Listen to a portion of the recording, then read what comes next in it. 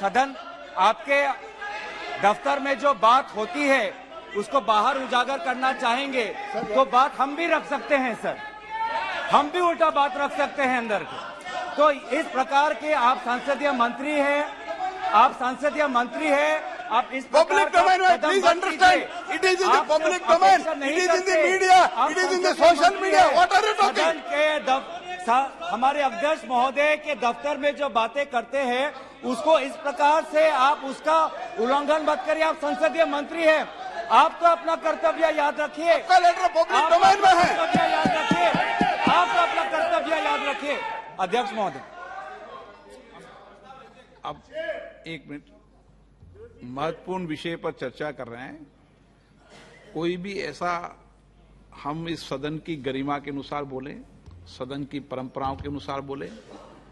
अविश्वास प्रस्ताव एक गंभीर प्रस्ताव है, तो मेरा सभी सदस्यों से आग्रह है कि वह चर्चा को गंभीरता से करें तो उचित रहेगा। गौरव गोगोई जी।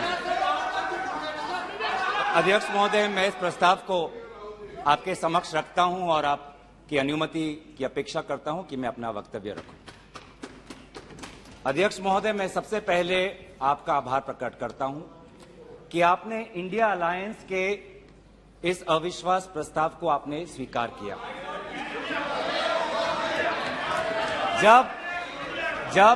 जब आपने पूछा कि इस अविश्वास प्रस्ताव के समर्थन में कौन कौन खड़ा है, तो मैं इस मन से हमारे सारे इंडिया अलायंस दलों के सांसदों को मैं धन्यवाद और आभार प्रकट करता हूं। सर, ये अविश्वास प्रस्ताव हमारी मजबूरी है, ये हमारी मजबूरी है कि हम अविश्वास प्रस्ताव हमें लाना पड़ा, क्योंकि ये बात कभी भी संख्या की नहीं थी, ये बात हमेशा इंसाफ की थी, मणिपुर के इंसाफ की थी। आप पहले प्रस्ताव रख दो आप पहले। सर, प्रस्ताव मैंने आपसे अनुमति मांगा, मैं प्रस्ताव आगे करता हूं। मैंने शुरुआत में उनकी अनुमति मांगी। ये इंसाफ मणिपुर की है, मणिपुर के लिए है, इंसाफ है। मैं पढ़ूं महोदय, मैं निम्नलिखित प्रस्ताव पेश करता हूं कि ये सभा मंत्रिपरिषद में विश्वास का भाव व्यक्त करती है। सर, अध्यक्ष महोदय, ये अविश्वास प्रस्ताव मणिपुर के लिए हम लाए हैं, इंडिया अलायंस, क्योंकि मणिपुर आज इंसाफ मांगता है, मणिपुर का युवा इंसाफ मांगता है, मणिपुर की बेटी इंसाफ मांगती है, मणिपुर के किसान इंसाफ मांगते हैं, मणिपुर के छात्र इंसाफ मांगते हैं। और मार्टिन लूथर किंग ने कहा है, मार्टिन लूथर किंग ने कहा है कि अगर कहीं भी नाइंसाफी हो तो वो हर जगह के लिए इंसाफ का खतरा बन सकता है। Injustice anywhere is a threat to justice everywhere. तो ये जो घटनाएं मणिपुर में हो रही है, इसको ये हम ना समझे कि उत्तर पूर्वांचल के किसी कोने में हो रहा है, ये भारत में हो रहा है। सर, अगर मणिपुर जल रहा है तो भारत जल रहा है, अगर मणिपुर में आग लगी है तो भारत में आग लगी है, अगर मणिपुर विभाजित हुआ है तो भारत विभाजित हुआ है। तो आज हम सिर्फ मणिपुर की बात नहीं कर रहे, हम भारत की बात कर रहे हैं। सर, हमारी मांग स्पष्ट थी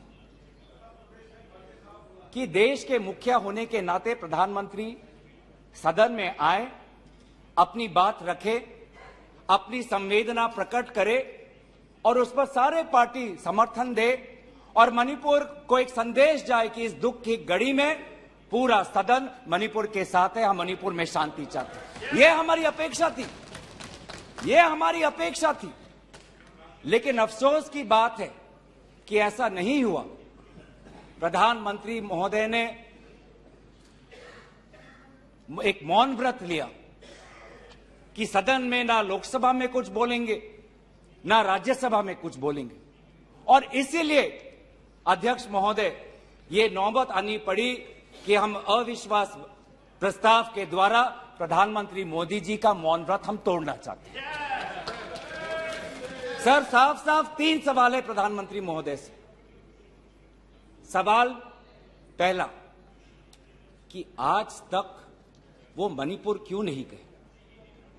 राहुल जी गए, इंडिया अलायंस के विभिन्न पार्टीज गए, गृह मंत्री जी गए, एमओएस होम गए, पर देश के मुखिया होने के नाते प्रधानमंत्री मोदी जी क्यों नहीं गए? यह है सवाल पहला। सवाल दूसरा कि लगभग 80 दिन क्यों लगे प्रधानमंत्री मोदी जी को मणिपुर पे कुछ बोलने के लिए, और जब बोले तो सिर्फ 30 सेकंड के लिए बोले, और उसके पश्चात आज तक भी प्रधानमंत्री मोदी जी की तरफ से ना कोई संवेदना का शब्द, ना कोई शांति की याचना। मंत्री मंडल बोल रहे हैं कि हम बोलेंगे, हम बोलेंगे। आप बोलें, आपको किसी ने नहीं रोका, लेकिन प्रधानमंत्री मोदी जी एक प्रधानमंत्री होने के नाते उनके शब्दों में जो महत्व है वो किसी मंत्री के शब्दों में नहीं है। माफ कीजिएगा, प्रधानमंत्री मोदी जी अगर प्रधानमंत्री होने के नाते एक शांति की पहल करें, उस कदम में जो ताकत है वो किसी मंत्री या किसी सांसद में वो ताकत नहीं है, एक प्रधानमंत्री होने के नाते। सवाल हमारा तीसरा कि प्रधानमंत्री जी ने आज तक मणिपुर के मुख्यमंत्री को बर्खास्त क्यों नहीं किया? आपने गुजरात में जब निर्वाचन आए, गुजरात में जब आपको अपनी राजनीति करनी थी तो गुजरात में मुख्यमंत्री बदल दिए, एक बार नहीं 2 बार। उत्तराखंड में निर्वाचन आ रहे थे तो उत्तराखंड में 1 बार, 2 बार, 3 बार, 4 बार शायद आपने मुख्यमंत्री बदल किए। त्रिपुरा में निर्वाचन आए तो त्रिपुरा में भी आपने निर्वाचन आपने से पहले अब मुख्यमंत्री को बदला। मणिपुर के मुख्यमंत्री में ऐसा क्या आपने विशेष आपका आशीर्वाद आप दे रहे हैं जिन्होंने खुद कबूल किया है कि आज मेरे कारण एक इंटेलिजेंस फेलियर हुआ है? ये 3 सवाल हैं सर, और शायद इन 3 सवालों का 3 उत्तर भी है। प्रधानमंत्री मोदी जी मणिपुर पर क्यों मौन हैं? शायद उस प्रश्न का उत्तर भी 3 है। पहला उत्तर कि प्रधानमंत्री मोदी जी को कबूल करना पड़ेगा कि उनकी डबल इंजन की सरकार, उनकी सरकार मणिपुर में व्यर्थ हो गई है, विफल हो चुकी है। इसीलिए आज मणिपुर में 150 लोग मरे, लगभग 5000 घर जलाए गए, लगभग 60,000 लोगों आज शिविर में हैं, लगभग 6500 एफआईआर है, और मुख्यमंत्री, प्रदेश के मुख्यमंत्री होने के नाते जो एक संवाद का वातावरण बनाना चाहिए था, जो एक शांति, अमन और सद्भावना का एक वातावरण जो बनाना चाहिए था, आज उन्होंने सिर्फ मई महीने से नहीं, पिछले 2-3 सालों से ऐसे कुछ भड़काऊ उन्होंने कदम लिए हैं जो आज समाज के बीच में तनाव पैदा हो गया है। आज हम मणिपुर गए हैं, क्या मणिपुर में यह सबसे पहला हिंसा हुआ है? नहीं। क्या उत्तर पूर्वांचल में यह सबसे पहला हिंसा हुआ है? नहीं। इससे पहले भी हुए हैं, मणिपुर में भी हुए हैं। मैं खुद उत्तर पूर्वांचल का हूं, मैं खुद जिम्मेवारी से कहता हूं कि हुए हैं, लेकिन पहली बार, अरे आप में से तो कोई गया भी नहीं, आप क्या जानेंगे? पहले जाओ और फिर हमें परामर्श दो, पहले आप लोग जाओ। सर हम गए और बहुत दुख हुआ कि हमने समाज में 2 वर्गों के बीच ऐसा बंटवारा, समाज के 2 वर्गों के बीच हृदय में इतना आक्रोश, इतना गुस्सा हमने पहले कभी नहीं देखा। हमने पहले कभी भी नहीं देखा कि आज समाज का एक वर्ग दूसरे के प्रति बदले की भाषा का प्रयोग कर रहा है। हमने कभी भी नहीं देखा कि एक प्रदेश में एक ऐसी लकीर खींच दी गई है कि पहाड़ पे एक वर्ग के लोग रहते हैं और वैली में एक वर्ग के लोग रहते हैं। अफसोस की बात है सर कि जो सरकार एक इंडिया की बात करती है, आज उन्होंने 2 मणिपुर आपने बना दिए हैं। आपके राजनीति से 2 मणिपुर आज बन गए। मैं मणिपुर के मुख्यमंत्री को इस सदन से पूर्व प्रधानमंत्री वाजपेयी जी की राजधर्मों को याद करने के लिए सलाह दूंगा, जिन्होंने कहा कि राजा के लिए, शासक के लिए प्रजा में भेद नहीं हो सकता, ना जन्म के आधार पर, ना जाति के आधार पर, ना समुदाय के आधार पर। सर, आज इस माहौल में अगर सबसे ज्यादा पीड़ा किसी को झेलना पड़ा है तो महिलाओं और बच्चों को। हमने देखे हैं वो वायरल वीडियो में, उनका मैं उल्लेख नहीं करना चाहूंगा, उससे सबको पीड़ा हुआ। पर ऐसे मुख्यमंत्री जी ने स्वयं कहे कि ऐसे 100 FIRs हैं। हम भी गए हैं सर, इंडिया डेलीगेशन, हमारे संसदीय दल, उस परिवार से हम मिलके आए हैं जिसमें 2 महिलाओं के साथ इतना बुरा व्यवहार हुआ, अत्याचार हुआ। हमने ऐसे भी एक परिवार से मिले जिसमें एक 80 साल की महिला, जो एक स्वतंत्रता संग्रामी की पत्नी थी, उसको घर के अंदर बंद करके जिंदा जला दिया। जो 2 महिला जिसको लेकर आज सुप्रीम कोर्ट तक ये बात गई है, उसमें से एक महिला का पत्नी कारगिल में हमारे देश के लिए हमारी सीमा को सुरक्षा कर रहा था। वो कारगिल का जवान बोल रहा है, मैंने देश को बचाया पर मैं अपने घर और अपने परिवार को नहीं बचा पाया। जब हम उनसे मिलते हैं तो हमको क्या कहें? आप लोग कहते हैं हम फोटो ऑप करने गए थे। सर, दुख के समय में संवेदना उनको देने गए थे। आज महिलाओं, बच्चों के साथ आऊंगा, अब सारे बातों पे आऊंगा, सब पे आऊंगा। धर्मीय जगह को भी बख्शा नहीं गया। धर्मीय अनुष्ठान पर भी आज भीड़ घुसी और उसका असम्मान किया। आज इंटरनेट नहीं है, आप कहते हैं कि सब नॉर्मल है, स्थिर है, आज भी इंटरनेट नहीं है, बच्चे स्कूल नहीं जा पा रहे, लोग अपनी बातें नहीं रख पा रहे। आज भी कितनी महिलाओं पर अत्याचार हुआ है, वो अपनी बात ही नहीं रख पा रहे। वो तो वीडियो वायरल हो गया, नहीं तो मुझे लगता था कि आज तक प्रधानमंत्री मोदी जी मौन रहते अगर वीडियो वायरल नहीं होता। पर ऐसे हजार से ऐसे अत्याचार हुए। लेकिन वहां के मुख्यमंत्री क्या कहते हैं? अभी ड्रग्स के ऊपर वो बोलते हैं कि ये सब ड्रग्स के लिए हुआ है।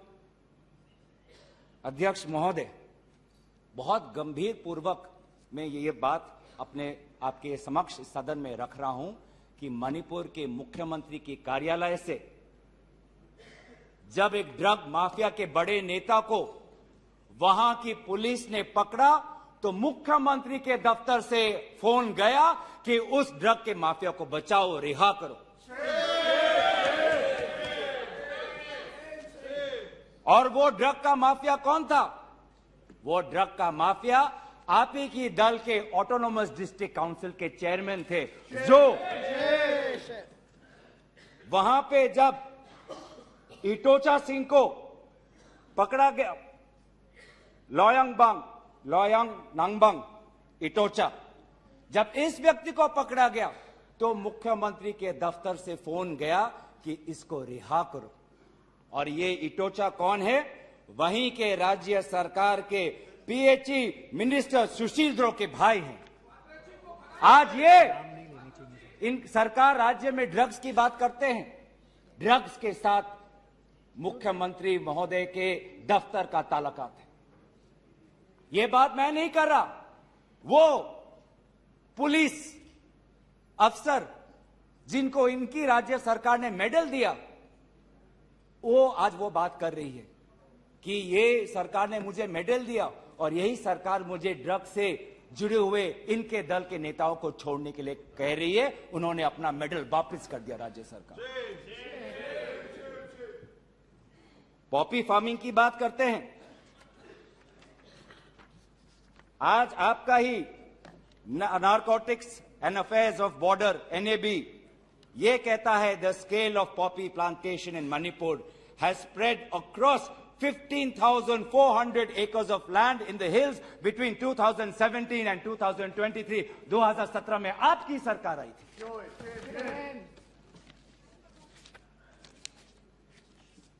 आज इंडियन फॉरेस्ट सर्वे रिपोर्ट 2021 में कहता है that within 2 years' time the forest area of Manipur has decreased by 248.63 square kilometers. ये आपके सरकार के नजर के सामने वहां के जंगलों को काटा जा रहा है और पॉपी फार्मिंग को बढ़ावा दिया जा रहा है। गृह मंत्री ड्रग्स को लेकर बार बार वक्तव्य देते हैं, लेकिन गृह मंत्री महोदय आपको भी पता है कि पिछले 5-6 सालों में ड्रग्स की ये समस्या कमी नहीं, थमी नहीं, बढ़ती जा रही है।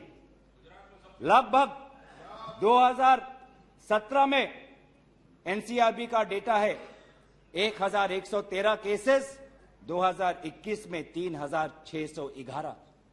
तो ड्रग्स की समस्या आज बढ़ती जा रही है। तो कहीं ना कहीं प्रधानमंत्री जी चाहते हैं कि वो मौन रहे ताकि उनकी राज्य सरकार की छवि धूमिल ना हो, क्योंकि उनको छवि से लगाव है। चाहे लोगों पे अत्याचार हो, ड्रग्स की समस्या बढ़ी हो, ये उनके लिए महत्व नहीं रखता। पर जैसे कि मैंने कहा कि उनके मौन रहने का कारण 3 है, अभी तो मैंने सिर्फ एक कारण का उजागर किया। और दूसरा कारण यह है, और बहुत मैं सम्मानपूर्वक ये बात कहना चाहता हूं, दूसरा कारण प्रधानमंत्री मोदी जी का मौन रहने का यह है कि आज भारत केंद्र सरकार का गृह विभाग और राष्ट्रीय सुरक्षा सलाहकार आज विफल हुए हैं। क्या हो रहा है मणिपुर में? 5000 से ज्यादा हथियार आज लोगों के हाथों में है। लगभग 35 पुलिस स्टेशंस में भीड़ वहां जाकर वहां से हथियार अपने साथ ले जाते हैं। कभी आप जितने भी राज्यों का आपने जो उजागर किया है, कभी ऐसी स्थिति देखी है कि 2 महीनों में एक भीड़ पुलिस थाने में जाकर, पुलिस ट्रेनिंग कॉलेज में जाकर वहां पे जो हथियार है वो लेके जाती है? क्या क्या हथियार ले गए हैं? क्या क्या हथियार लूट के ले गए हैं? INSAS rifle, AK-47, light LMG light machine gun, self loading rifle, SMC, motor, grenade, bullet proof jacket, 6 lakh ammunition, 6 lakh गोलियां आज लोगों के बीच में है। कि ये राष्ट्रीय सुरक्षा का मामला नहीं है? कहां है राष्ट्रीय सुरक्षा सलाहकार? ये जो बंदूक है, ये जो गोलियां हैं, किस पर चलाएंगे? ये गोलियां हमारे भारतीय सेना के नौजवानों पे चलाएंगे। ये गोलियां मणिपुर के पुलिस पर चलाए जाएंगे। ये गोलियां मणिपुर के निहत्थे लोगों पर बरसाए जाएंगे। क्या क्या आपने आज ये जो हथियार है सिर्फ मणिपुर तक सीमित नहीं रहेंगे सर। लगभग ये जो 6 लाख एम्यूनेशन है, गोला बारूद है, AK-47, ये तो युद्ध के हथियार हैं, ये युद्ध के अस्त्र है। ये सिर्फ मणिपुर तक नहीं सीमित रहेंगे, ये आज उत्तर पूर्वांचल में भारत के अलग अलग जगह में ये हथियार जाएंगे और भारत के समाज को आज अशांति का वातावरण बनाएंगे। तो क्या कर रहे हैं आप? आज दुख की बात है कि अभी मुख्यमंत्री पहले तो समाज पर दोष ठहरा रहे थे, अब मुख्यमंत्री, मणिपुर के मुख्यमंत्री केंद्र सरकार और असम राइफल्स पे आज निशाना साध रहे हैं। आज ही हमें सुनने में मिला कि असम राइफल्स, जिसको जिम्मेवारी दी गई है देश को, लोगों को बचाने के लिए, उनको हटाया जा रहा है। मुख्यमंत्री के घर के जो विधायक हैं, मैं उनका नाम नहीं लूंगा, वो पूछते हैं कि इतने हथियार कहां से आए? क्या कर रही है केंद्रीय शासित सुरक्षा दल? ये असम राइफल्स किसके अनुसार काम करता है? ये असम राइफल्स गृह विभाग के मंत्रालय से इनको निर्देश दिया जाता है। तो एक ऐसी व्यवस्था बन गई है मणिपुर में कि मणिपुर के पुलिस आज असम राइफल्स के जवान पर उंगली उठा रहे हैं, असम राइफल्स के जवान आज मणिपुर के पुलिस पर उंगली उठा रही है। ये बना है 21वीं सदी के भारत में। ऐसे हम समाधान कर रहे हैं पिछले 3 महीनों से। आज सुप्रीम कोर्ट ने जो जांच कमेटी बैठाई, उससे साफ साफ साबित होता है कि सुप्रीम कोर्ट ने भी आज केंद्र सरकार और राज्य सरकार के जो काम है उसको स्वीकार नहीं किया है। आज इसीलिए कमेटी बैठाई गई है। मैं पूछना चाहूंगा कि गृह मंत्री, आपने एक 51 मेंबर्स का कमेटी बैठाया, कितने बार वो कमेटी बैठी? आप 3 दिन थे, आप वहां पे गए, 51 आपने एक पीस कमेटी बैठाई, अच्छी बात है, लेकिन वो कमेटी आज तक असफल रही। गृह मंत्री ने कहा कि मैं 15 दिन बाद में आऊंगा, पर गृह मंत्री 15 दिन हो गए हैं पर मणिपुर में दिखाई नहीं दिए। जब एक suspended insurgency group UKLF, united Kuki liberation front का चेयरमैन एसएस हाउकेप लीगल बयान में, एफिडेविट में यह बात कहता है कि भाजपा ने 2017 और 2019 के निर्वाचन में एक उग्रपंथी संगठन का उन्होंने सहयोग लिया, एक लीगल एफिडेविट में यह बात लिखा है। यह है इनका राष्ट्रवाद, यह है इनका राष्ट्रवाद, जो राष्ट्रवाद देश की अखंडता को आज सत्य के दांव पे आज भूल चुका है। यह राष्ट्रवाद है कि जो आज देश की अखंडता के साथ खिलवाड़ कर रहा है। आज उत्तर पूर्वांचल में आपके बड़े बड़े जो भी बातें हैं सारे अभी तक नाकाम रहे। एनआरसी की बात करते हैं, आज तक एनआरसी असम में लागू नहीं हुआ। सीएए की बात करते हैं, ऐसा एक माहौल वहां पे हुआ कि पूर्व जापान के प्रधानमंत्री असम नहीं जा पाए। नागा पीस फ्रेमवर्क 8 साल हो गए, अभी तक हमने नहीं देखा कि ये नागा पीस फ्रेमवर्क में हुआ क्या है। गृह मंत्री आज नागा विधायक से अलग से मिलते हैं, मणिपुर के से आए हुए कुकी विधायक से अलग से मिलते हैं। क्यों नहीं आप सबको एक साथ मिलकर बुलाएं और शांति की अपेक्षा करें? ये अलग अलग मीटिंग क्यों? ऐसे उत्तर पूर्वांचल की समस्या नहीं सुलझेगी कि अगर आप समाज, जाति, धर्म के आधार पर बंटवारा करें। आपको साथ में लेना पड़ेगा। पहली बार हम ये देख रहे हैं कि 2 उत्तर पूर्वांचल के राज्य असम और मिजोरम के पुलिस अफसर एक दूसरे पे गोली चला रहे। ये आपकी राष्ट्रीय सुरक्षा की नीति है। इसी बात का उजागर राहुल गांधी जी ने इस सदन में किया था जब उन्होंने आपको चेतावनी दी थी कि आप उत्तर पूर्वांचल के साथ खिलवाड़ कर रहे हो। उत्तर पूर्वांचल हमारे देश का हिस्सा है, इन्होंने कहा था। आज जो तीसरा कारण मैं आना चाहता हूं जिसके कारण प्रधानमंत्री मोदी जी मौन है। पहला, उनकी राज्य सरकार विफल थी। दूसरा, उनका गृह विभाग और राष्ट्रीय सुरक्षा सलाहकार विफल रहे। और तीसरा, प्रधानमंत्री मोदी जी के मौन रहने का कि वो अपनी भूल कबूल करना नहीं चाहते। अगर वो बोले तो कि उनकी चूक हुई है राज्य सरकार से, तो ये भूल वो कभी जनता के सामने कबूल नहीं करना चाहते, मौन रहना पसंद करते हैं। और ये पहली बार नहीं हुआ है, ये पहली बार नहीं हुआ है जब भारत के स्वर्ण पदक लाने वाले कुश्ती के महिला खिलाड़ी जब सड़क पे जब विरोध कर रहे थे तो प्रधानमंत्री मौन थे। जब 750 किसान आंदोलन पे उनकी जीवन गई, बलिदान दिया, शहीद हुए तो प्रधानमंत्री मौन थे। जब 2020 में दिल्ली में रायट्स हुए, दंगे हुए, पर विदेश के एक सरकार के नेता आए थे, उस समय भी प्रधानमंत्री मौन थे। जब अडानी पर इसी सदन में राहुल गांधी जी ने प्रधानमंत्री मोदी जी से सवाल किया कि कितने बार अडानी जी एक विशेष कंपनी को प्रधानमंत्री के साथ जाने पर उनको सुविधा हुआ, तो प्रधानमंत्री मोदी जी मौन थे। जब हम बार बार पूछते हैं,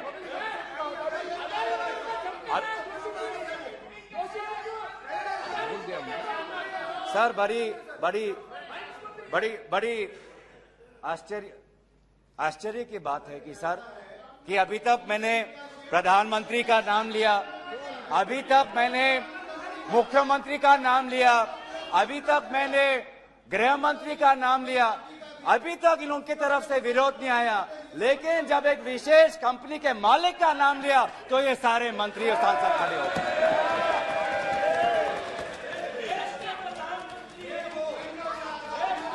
किसकी सरकार है सर?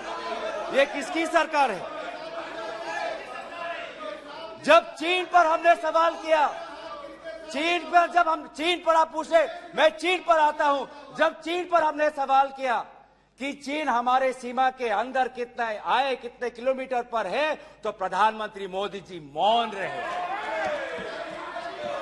प्रधानमंत्री मोदी जी ने G20 के बाली समिट में प्रेसिडेंट शी जिनपिंग के साथ क्या बातचीत की, उनके विदेश मंत्रालय ने इसको छुपाने की कोशिश की।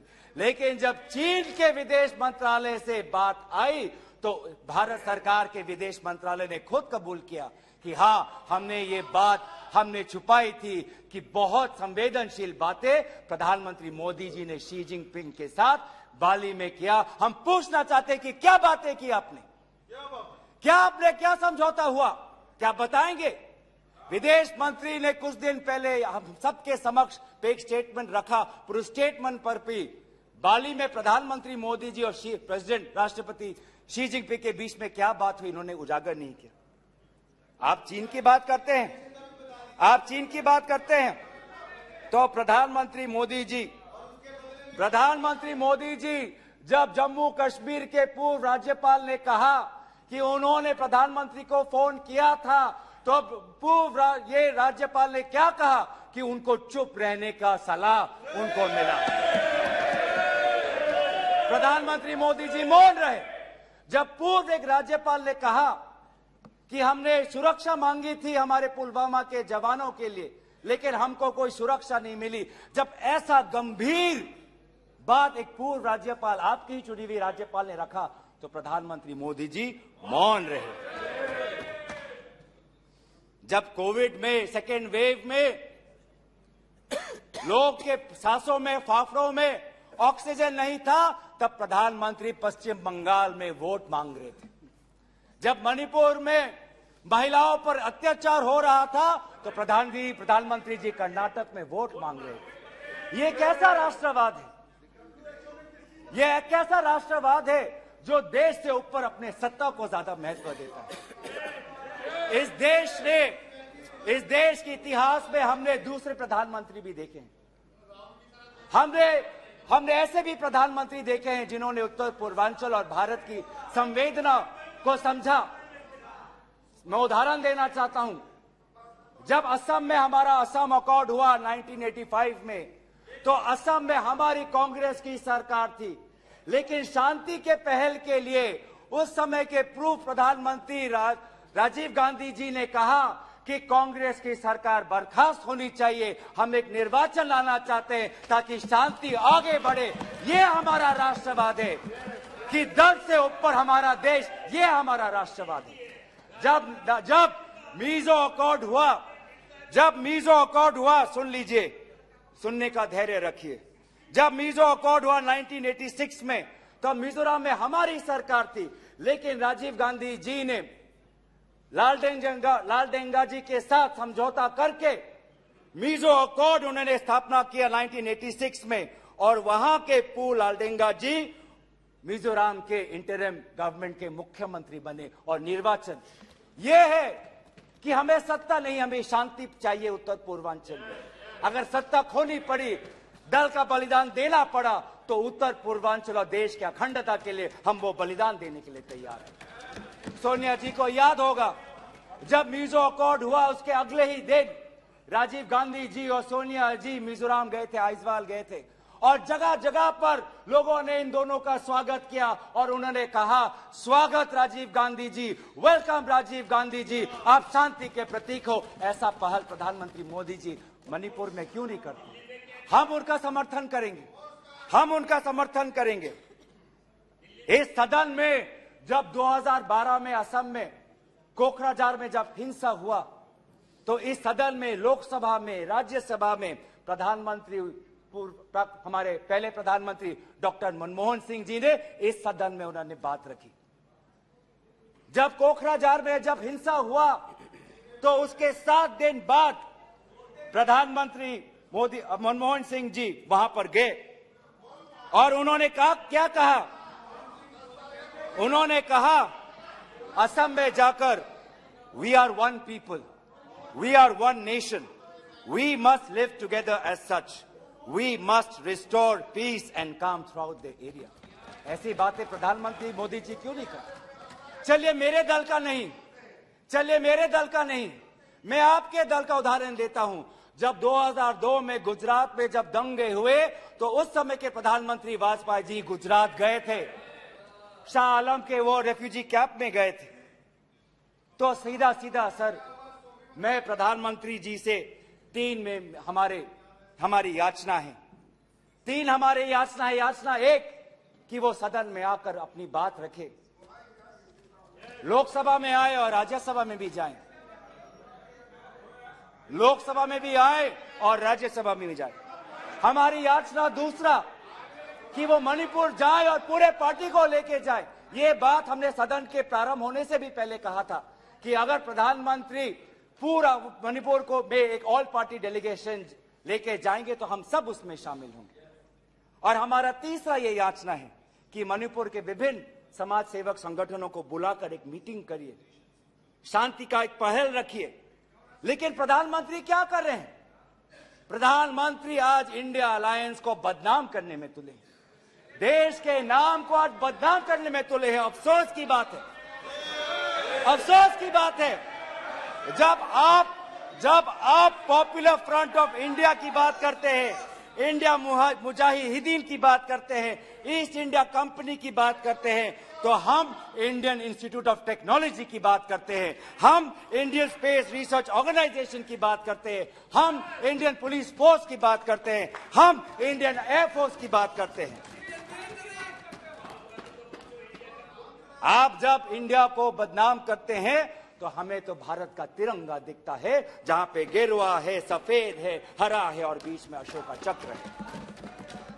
आज नफरत एक हथियार बन चुका है, नफरत एक हथियार बन चुका है वोट जीतने के लिए। वो चाहे मणिपुर में हो, वो चाहे हरियाणा में हो, वो चाहे कर्नाटक में हो, वो चाहे मध्य प्रदेश में हो। आप जितना भी नफरत फैलाएं, आप जितना भी नफरत फैलाएं, हमने राहुल जी के नेतृत्व में भारत जोड़ो यात्रा किया है। आपके नफरत के बाजार में हम जगह जगह पे मोहब्बत का दुकान खोलेंगे। हम संविधान की सुरक्षा करेंगे। Our constitution that talks about equality, liberty, justice, fraternity, हम इस संविधान के आदर्शों की हम सुरक्षा करेंगे। आप पूंजीपतियों का विकास चाहते हैं, सबका विकास कहते हैं, लेकिन करते हैं पूंजीपतियों का विकास, और वो भी सिर्फ 6 पूंजीपतियों का। आज भारत में एक ऐसा हमने व्यवस्था देखा है कि 6 कंपनियों के पास आज 25% पोर्ट है, 45% सीमेंट प्रोडक्शन है, 33% स्टील प्रोडक्शन है, 60% टेलीकॉम प्रोडक्शन है, 45% कोल प्रोडक्शन है। ये है आपका विकास का मॉडल, ये है आपका विकास का मॉडल। मैं उस कंपनी का नाम नहीं लूंगा जिससे आप उत्तेजित हो जाते हैं, लेकिन दूसरे कंपनी को तो नाम ले सकता हूं। ये कैसा प्रक्रिया है सर? ये कैसा कॉम्पिटिटिव इकोनॉमी बना रहे हैं? जब अप्रैल 2030 में श्री सीमेंट संघी इंडस्ट्रीज को खरीदना चाहता है तो जून में ही श्री सीमेंट पर आईटी का डिपार्टमेंट का रेड होता है, और जुलाई 2023 में श्री सीमेंट एक्विजिशन से बाहर निकलता है, और अगस्त में अडानी का अंबुजा सीमेंट संघी इंडस्ट्री को खरीदता है। ये इकोनॉमी बना रहे हैं, ऐसा इकोनॉमी आप बनाएंगे? हम चाहते हैं पूंजीपतियों का विकास नहीं, हम चाहते हैं कि किसान का विकास हो जिससे राहुल जी मिले हैं। हम चाहते हैं वो मैकेनिक का विकास हो जिससे राहुल जी मिले हैं। हम चाहते हैं वो फैक्ट्री वर्कर का विकास हो जिससे हमारे पास आते हैं वो स्मॉल बिजनेस, वो ट्रेडर्स जो हमारे पास आते हैं, हम उनका विकास चाहते हैं। आप गरीबों की बात करते हैं, आपने गरीबों के साथ विश्वासघात किया है। आज टमाटर 2050 केजी में, पेट्रोल 102 लीटर का, एलपीजी 1200 रुपए सिलेंडर का, मिल्क आज दूध के दाम पे। आपको इकोनॉमी की बात करते हैं, लार्जेस्ट फास्टेस्ट ग्रोइंग इकोनॉमी की बात करते हैं, जाइए ये भाषा उस आजाद मंडी के उस आदमी के सामने वो रखिए जिसके आंसू आज पूरे देश ने देखा है, जो कहता है रो रो के कि मेरे पास पैसा नहीं है। ये जीडीपी और फास्टेस्ट ग्रोइंग इकोनॉमी की बातें उनको समझाइएगा। आजादपुर मंडी में राहुल जी गए, आप किसान की बात करते हैं, आपके यह डेटा में आज को मिला है कि लगभग 10,000 किसानों ने आत्महत्या कर दी है, जिसमें से किसान है, श्रमिक है, कल्टीवेटर्स है। ये है पार्लियामेंट में आज उत्तर आता है कि एमजीएनरेगा में 5 करोड़ लोगों को आज एमजीएनरेगा से बाहर कर दिया है। ये आपका विकास है। तो सर, ये आप गरीबों पे विश्वासघात करिए, हम राजस्थान की तरह देश में महंगाई में हम राहत लाएंगे। आप आदिवासियों में अत्याचार करें, हम आदिवासी छात्र, महिलाओं और एनजीओ के साथ हम भारत को हम जोड़ेंगे और इंडिया को जिताएंगे। India that is a union of states we will protect and we will win.